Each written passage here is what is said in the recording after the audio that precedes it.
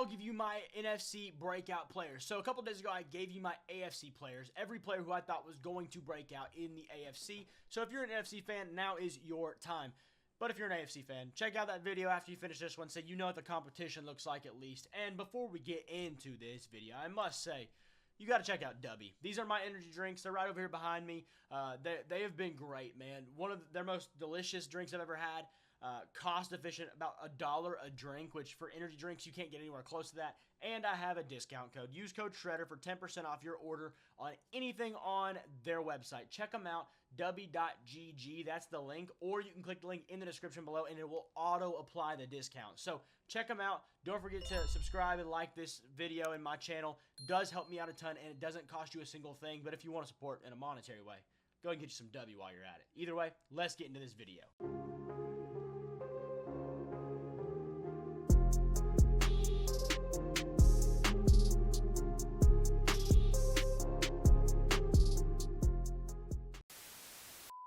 Let's jump into the NFC East, and we'll start with the Commies. The player I think that will break out the most is Mike Sainristil, corner out of Michigan. This is because they brought in Marshon Lattimore halfway through last season, and he didn't hardly play. They have a solid defense. They have a pretty good offense, as we got to see last year. But there's a great opportunity here for a guy like Mike Sainristil to find his role, specifically, more likely than not, in the slot position for this defense, the nickel position, if you will, and let Marshon Lattimore do his role. That makes Mike Sainristil's job a whole lot easier when you have a really good player on the outside so you can play the inside and do it well. Mike Sainristil is a guy I loved coming out of Michigan, wanted the Pittsburgh Steelers to draft him so very badly, and we goofed. We didn't get it done. So Mike Sainristil has a big chance to break out this year on a team that is just simply getting better each year after each year. Moving on, the Dallas Cowboys now. And I'm going to be honest with you. I'm going to go with George Pickens. It hurts my Steelers' heart to say that a little bit, but I think it makes too much sense in the fact of he's in a perfect role to break out. George Pickens, I think, is probably a top 15-ish receiver in the league talent-wise. However, he has to put that on the field first. He hasn't done that yet, so he's not top 15 yet. However, talent, he is all over the board.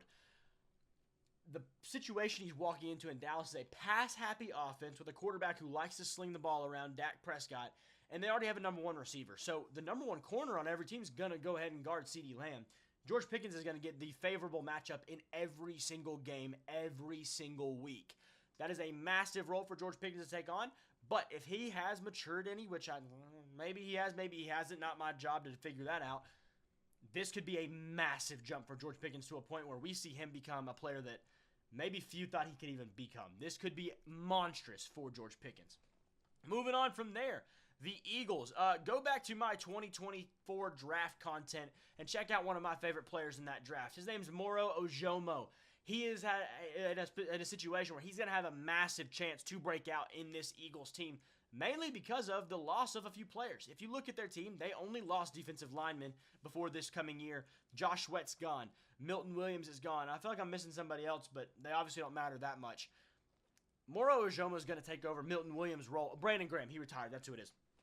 Moro Ojomo is going to take over that Milton Williams role. They're almost the same build. They're very similar in players. They're good run stoppers. They can be good, really good pass rushers from that interior position, that 3-eye potential spot.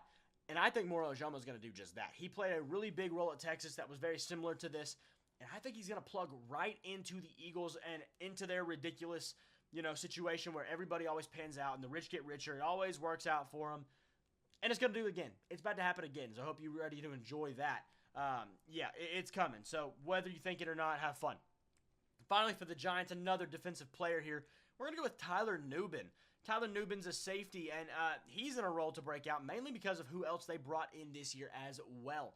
A lot of breakouts either come from players leaving, like the Eagles, or players coming in and supporting in roles that can kind of reflect each other.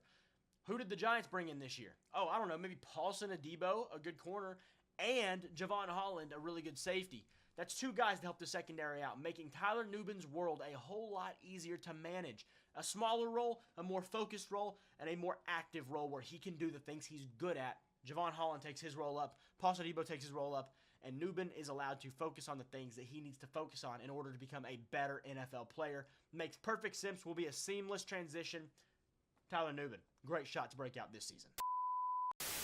Let's jump to the NFC South and start with the Bucs. This is Yaya Diaby, a player who, obviously an edge rusher out of Louisville from a year ago, played really solid in his rookie year, and that's something that the Buccaneers need. They have not found their stroke with edge rushers in years. Logan Hall, the other guy who has multiple last names, Tryon Shoyinka. These guys have not really panned out to be much of anything. Diaby's been their best shot so far. Can he get better is the question, and I think he definitely can. It's more just about when we see him do it. Obviously, he's talented enough. We've seen that time and time out, of him last year just playing well and doing things with not much help around him when you look at it. Now, they've kind of retooled that room a little bit. They brought in a rookie. They've got another vet with Hassan Reddick. Just make another step, and Yaya Diaby's well on his way to being a really solid edge rusher in this league. The Atlanta Falcons, one of my favorites from last year's draft as well, Clark Phillips III. Clark Phillips is another guy who his role's carved out for him. He can do it. He is a slot corner in my opinion. I think they're making a mistake not playing him there. They've got him on the outside opposite A.J. Terrell. But man, I think he's talented enough it doesn't matter. He can do the job there. However, I do think he plays better in the nickel. I think now we see that they'll move him in there sooner rather than later when they figure out that it is correct and it is a better place for him. But Clark Phillips is a dang good corner, man. You've got to put him in a role where he can succeed. And if they do that, sky's the limit for Clark Phillips III. Moving on from him, Panthers. And I don't know if you can call a rookie a breakout, but I'm going to do it anyways. Mitchell Evans from Notre Dame. If you saw my draft coverage, I don't know how in the world this guy fell as far as he did. I don't understand it one bit. There was multiple guys that I just am floored that they went in the 5th, 6th, and 7th round when they should not have. Mitch Evans is one of them, man. Mitch Evans is one of my favorite tight ends in this draft class. Probably my 4th favorite or so. Should have been a 2nd or 3rd round player in my opinion.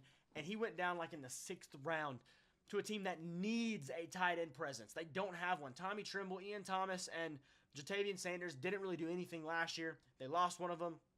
They've got Jatavian Sanders, who also could be a breakout candidate really in the long run. But Mitch Evans has the talent to get the job done. He can do it all. He can block. He can run. He can catch. This guy is a monster. Get him on the field. He will do great things, I promise. Mitch Evans for the Carolina Panthers. Ready to see him roll out this fall. And finally, for the Saints in this division, Brian Bresee. A role that has been carved out for him. Obviously Carl Granderson, Chase Young have kind of made their spots as the edge rushers. Cam Jordan's on the inside. You've got, what's his name? I just blanked out on the defensive tackle, the other one. Okay, I don't know. Anywho, Cam Jordan's old, man. He's not getting any younger, and he's slowly becoming more and more just a lump on a log, man. He's not doing as much. He's not becoming as much. He's still fine, but every year he's just a little bit less fine, if that makes sense. Brian Bresee has the breakout written all over him. I mean, obviously a first-round pick, a high-end prospect out of Clemson, now has a chance to take a role that once was held by a probable Hall of Very Good player, maybe not Hall of Famer, but he can step into this role and become the Saints' foundation of their defensive line for 10 years, and I don't think that's a crazy statement at all. Brian Bresee is beyond talented. As a pass rusher, as a run stopper, just let him play. Let Brian Bresee get on the field and let him show you what he can do. That's going to make some waves. Arizona Cardinals. Who else other than Marvin Harrison Jr.? Marvin Harrison Jr. had a good rookie year. People are like, oh, this guy sucked because of the expectation on him was so high. He had like 800 yards and like 7 touchdowns. That's a fine year, dude. It's not that bad at all. This guy just needs to get his development on the actual field and turn that into the star he can become. And I don't see why he can't do that, man. Kyler Murray is a very good quarterback. He's got another receiver in the room with Michael Wilson, just getting better and better and better as he goes. Simply just let him be, man. Simply let him develop. The expectations for him his rookie year were way too high. He was compared to his father, who's a Hall of Famer. He was supposed to be 100% better than Malik Neighbors and whoever else who are really good prospects too. That doesn't mean that Marvin Harrison Jr. sucks. It's really not even a breakout because he had a good year. He just has the ability and talent and capabilities to have an even better year, and it wouldn't really shock me if he did in year 2 at all. Moving on to the Niners. This is a breakout out of necessity. That's Ricky Pearsall. Obviously, Deebo Samuel has left the Niners. He's on the Commanders now. Brandon Ayuk's still hurt, and he might be still salty about the whole trade thing from last year. You have, what's his name? Old brother from, the red hair. Jawan Jennings. Yeah, that one. yeah, that's Jawan Jennings. I'm not really moved. Ricky Pearsall got shot and came back, played football. Let this guy cook, man. I'm ready to see Pearsall on the field. I'm ready to see them give him a real, actual role on the field and in this offense where he could be a player that turns into something, drafted in the first round to be a really good player. I wouldn't be shocked if he is a really good player. But we've got to see him get on the field enough to really get a body of work together that proves how he was that first round draft pick caliber player. Moving on from there, we've got the Rams, and this is a really not even a breakout. Braden Fisk, I don't know how to say his last name. Either way, defensive tackle, came in last year, should have won the Rookie of the Year probably. Jared Verse, his teammate, won it. Braden Fisk had like 4 more sacks than he did. Just saying, from a position where it's harder to get sacks, just saying, Braden Fisk might be here to stay for a long time. I'm not saying he's the next Aaron Donald at all, because no one's the next Aaron Donald. But he could be the next very, very good Rams defensive lineman, and that would not shock me one bit. Braden Fisk came in last year, like I said, put up 8 sacks on the season. From a defensive tackle point, that is a rare occurrence in the NFL, and man, if he can do that in year 1, just imagine what years 2, 3, 4, 5, and beyond can look like, man. And finally, the Seattle Seahawks. And for this one, I'm going to go with another rookie here, and it's the tight end Arroyo coming out of, I believe it was Miami. Is it Eric Arroyo? I might be saying the first name wrong, but it's Arroyo. He's out of Miami. He's a tight end. This is because the role they have and the player currently in their tight end position, Noah Fant, is just a stinky diaper of not goodness. And Noah Fant, no hate at all. He's not special. He doesn't do anything particularly well. He doesn't do anything particularly bad other than block. He's not a very good blocker in my opinion. But you got a guy for the future. You got a guy who came out as a really solid draft pick, a really solid prospect. I believe he was a 3rd rounder, maybe 4th rounder. And I think that is he's got way more talent than Noah Fant does at the moment. Noah Fant obviously came out as a high-end draft prospect, but just ultimately didn't play in the NFL to the level that he was drafted to play. We've seen it. He's not special. He's not going to do anything. He's done. Just put Arroyo on the field and see what he can do, man. I think Arroyo is one of those guys who will, out of necessity, break out. This team has very few receivers that are very capable. They obviously brought in Cooper Kupp, but him and Jackson Smith and Jigba play ultimately the same role. Jake Bobo season, maybe? I don't know. Probably not. But Eric Arroyo? Which one is it? It's one of the two. Either way, Arroyo, tight end, Seahawks out of Miami. You get the point. For the next division, we'll start with the Chicago Bears. And this one, I've said it once, I'll say it again. I'll tell you when I'm right. I'll tell you when I'm wrong. But I'm going to tell you when I'm right, I'm going to tell you when I'm wrong. Either way you look at it, it's going to happen. And I was right about this one, pal. Bears fans thought Montez Sweat was going to be so stinking good and so wonderful. Ha, he sucks. Montez Sweat is not special. He is at best a number 2 edge rusher. But we got a number 1 edge rusher. No, you didn't. Montez Sweat sucks, and now you've seen that. Thanks for coming. Try again, dude. What do I have to tell you? If you don't know what I'm talking about, it was a conversation that happened when he got traded there. I said it wasn't going to change much. They were like, no, he will change much. He's so good. He's not. He just simply isn't. Austin Booker, player out of Kansas from last year's draft. I loved Austin Booker coming out. Has a full arsenal of pass rush moves and can set the edge. He has a really good body, build, size, everything you want in an edge rusher. And Austin Booker could be the next great Bears edge rusher. Watch out for him. I think he could be so good that, one, he's going to walk in day 1 and play the opposite Montez Sweat role. But I think he could be so good that if somebody else steps up and raises their game, they brought in the one fella that from the Colts, Oda Ingbo. If he plays well, I don't see why Austin Booker does not take Montez Sweat's role. Unless Montez Sweat obviously takes a jump, and maybe that's possible with him getting settled in the system. I'll give you credit there. I'll say that much. But until I see that, I ain't going to say that. So Montez Sweat might be on the way out. Bye-bye. Austin Booker, he's a riser. Anyways, moving on from there. The Lions. I'm going to go with cornerback Ennis Rakestraw coming into his 2nd season. Ennis Rakestraw was a really highly touted corner out of Missouri. And he's going to play that opposite role of Terrion Arnold. But here's the thing. They brought in DJ Reed. DJ Reed is going to play their nickel position as he fits in very, very well. This guy, DJ Reed's going to play the nickel. Brian Branch will play the nickel. They'll play both when it goes into dime sets, things like that. Ennis Rakestraw is your outside CB number 2 when he is allowed to be. Maybe DJ Reed plays some just because DJ Reed is DJ Reed and that's a really good player. You get the point. Ennis Rakestraw has a great chance to break out. He's going to be guarding 2 and 3 wide receivers, and he was a highly touted prospect one way or another.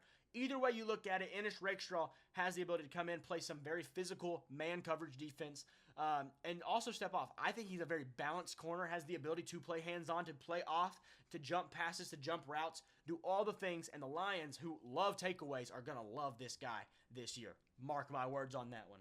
The Packers. First-round draft pick, Lucas Van Ness. They drafted him. He's done nothing. It's time to do something, Lucas. And I think it's definitely happening this year. They obviously got rid of Preston Smith halfway through last year, sent him to Pittsburgh. Lucas Van Ness has every reason to break out this year. He obviously is opposite of Rashawn Gary, a very good edge rusher. He has Kenny Clark around him. Their secondary got a lot worse, but that might hinder his ability to get to the pass rusher because people are going to be wide freaking open down the field. But if they can guard for like 3 seconds at least, Lucas Van Ness might be an absolute chaos creator in the backfield, play in and play out. I don't see why not. I really like Lucas Van Ness coming out of Iowa, and I think Packers fans are really going to love him once they get the chance to actually see this guy play football, okay? Moving on to the Vikings, our final team for this conference. This one's Jordan Mason. Jordan Mason played for the Niners, and obviously spending his first year in the Vikings this coming year, he never played with a good line and was an electric running back in the Niners scheme. And he's going to a team that has probably just as good of an offensive scheme, but maybe even more sufficient with their better O-line, better wide receivers. I was going to say better quarterback, but I don't think I can say that. J.J. McCarthy hasn't played a game in the NFL. I cannot say that. Better coach, maybe? They're equal at least. I might lean O'Connell. I don't know. I don't know, man. Better defense at this point, I think. Brian Flores did some crazy work last year. Point being, Jordan Mason has a good O-line. Really, that's all I have to say. That is a factual statement. Everything else can go out the window. He has a good O-line. He's a good football player. With one of the best lines in the league, that equals doing it really well. The only problem, Aaron Jones. Aaron Jones is a very good running back as well. But I think Aaron Jones is getting old. And, he's been in and out of the lineups a little bit the last couple of years. Not too bad, not too good. Kind of one of those situations. If he gets hurt at all, Jordan Mason's going to come in. Jordan Mason's going to be absolutely electric. And Aaron Jones is not going to get his job back. End of story. That is going to do it for this episode of the breakouts for each team. Let me know if I missed your favorite team's breakout, who you think maybe is just obvious. I missed them somehow. I don't know. Either way, let me know what you think down in the comments below. And also, let me know who is your fake out player, maybe. Who is your guy who you think, like, oh, everybody's way up here on him, and he's going to crash and burn this year. It could be, looking at the Commanders. Maybe Jaden Daniels has a sophomore slump. Could be him. Let me know what you think down in the comments below. And I'll see y'all in the next video.